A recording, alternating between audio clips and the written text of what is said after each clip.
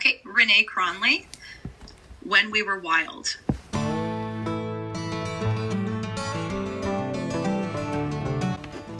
Back when we used the sun to keep time, we ran around like blank canvases, and the green foliage was a primary color we mixed to create how we saw the world. Everything else was secondary. We abandoned the roads and took the trails because we were Girl Guides and Boy Scouts, collecting skills through trial and error and honing them on nature's playground.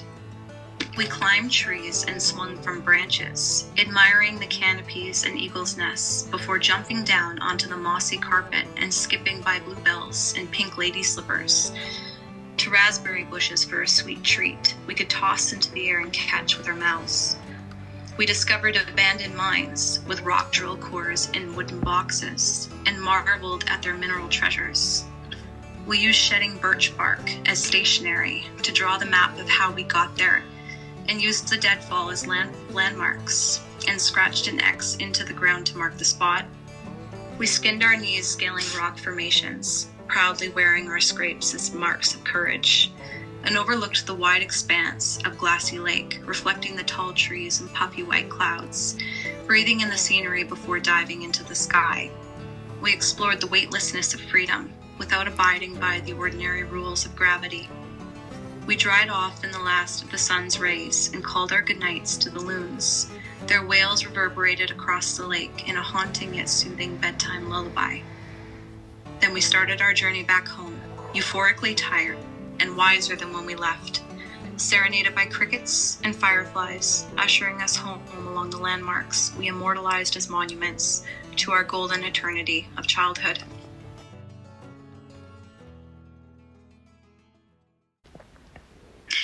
I have been writing it since I was probably a child, at least 8 years old. And then in my teens, especially, really, my poetry sort of blew up then. And I think that's because when you are a teenager, you're experiencing much more emotions, and much of my poetry is very emotionally driven. But I discovered that I write it because it's my way of understanding the world around me.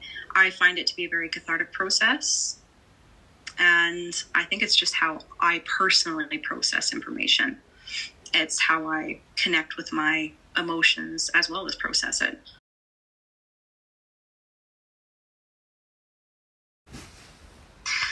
So the first poem I had published, the one that I read out loud, When We Were Wild, that is based on happy childhood memories of growing up in northwestern Ontario. I'm in now, but that's where I grew up. I grew up around forest bush, mining industry. That was sort of the staple of my childhood. And so me and my friends were Girl Guides and Boy Scouts, and there was a sort of a magic, dreamy like quality to running around in the forest and, making the world our own. And I had a friend who her dad was a trapper, and so I got the opportunity of going to various different cabins still in northwestern Ontario. And there was a few times that we stumbled upon a clearing with old abandoned mining the wooden boxes, the rock drill cores. And I remember that was like stumbling upon treasure. That's pretty much that first poem. The second poem was All the Notes We Keep. And that one is inspired by a loss of a good friend in high school.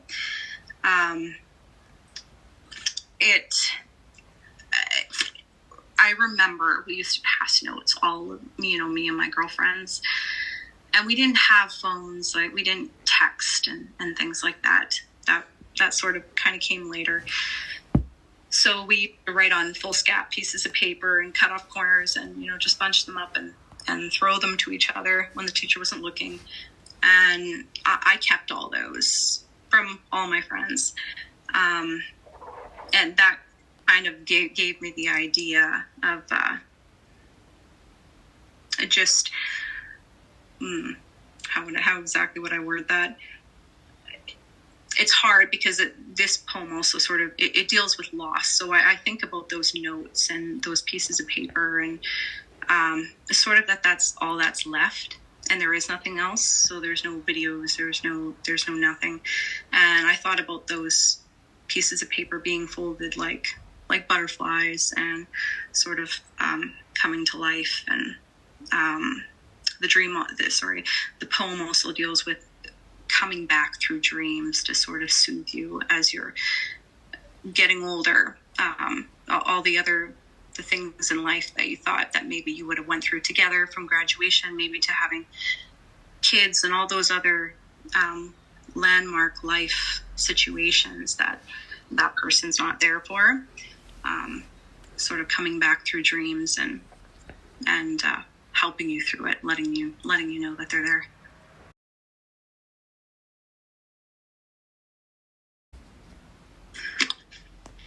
That is a very difficult question. Writing poetry, just because I think I just put pen to paper and did it. So for me to give that advice, I would say you could fixate on an idea, a message that you want to get across, or you could fixate on an emotion. I would probably, if it was your first time writing poetry, I would probably focus on an emotion. Personally, I would think that would be easier. And then just free write. Just write whatever comes to your mind. At least until it's easy. Because if you might, stagnate. What am I going to say? Does it sound good? Just free write. Write.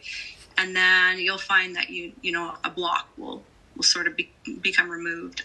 You won't feel so self-conscious, and you'll just write maybe possibly a bunch of blabber. But once it's done, you'll feel a little better, and then you're able to go back and maybe clean it. Maybe look at things that could be moved around and played within verse, and then you can possibly use some different poetic forms if you wanted to. Free verse is very popular, but you can still use things like imagery. You could play with rhymes, slant rhymes, hard rhymes if you wanted to, and then alliteration or assonance. Those are favorites of mine. Incorporate a little bit of metaphor into it. But again, poetry is subjective, so however you feel at the end, if you try to make it, clean it up and make it sound pretty. You're trying to express a feeling or concept or an idea while making it sound pretty at the same time.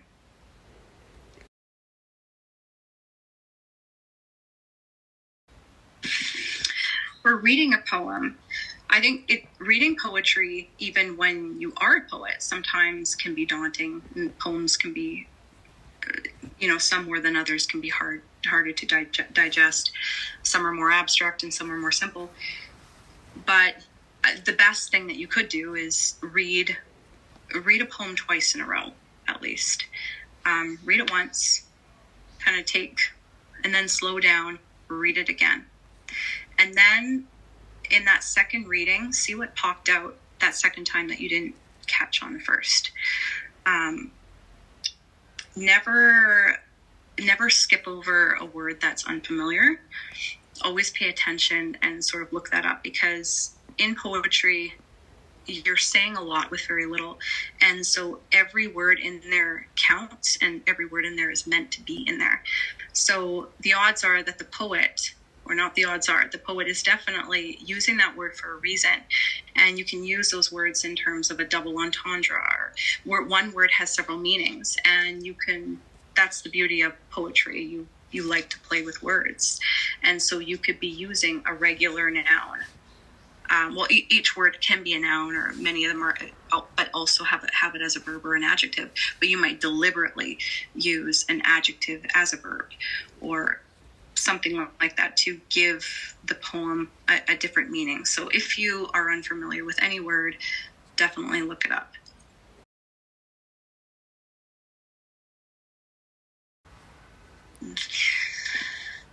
I actually studied English literature in university. And so I can't help but to fall back on old poets. I read a lot of contemporary poetry now because it's technically it's my poetry. and it's how I learn, but I still fall back on, my favorites are always my favorites. And my first favorite is probably William Butler Yeats. And that was the poem, The Stolen Child.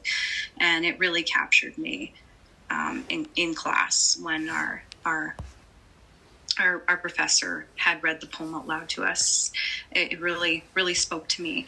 I, myself as a poet, do like simple, lyrical poems with a dreamy like quality to them, and William Butler Yeats is very much like that. He very knowingly speaks to innocence and devotion, fear of rejection, things like that. He deals a lot with folklore, and there's a lot of mythic depths to his work. It's like he's casting a magic spell on his readers with his imagery. And I'm a poet who loves imagery as well. So I'm gonna say still William Butler Yeats. The next one, maybe William Blake.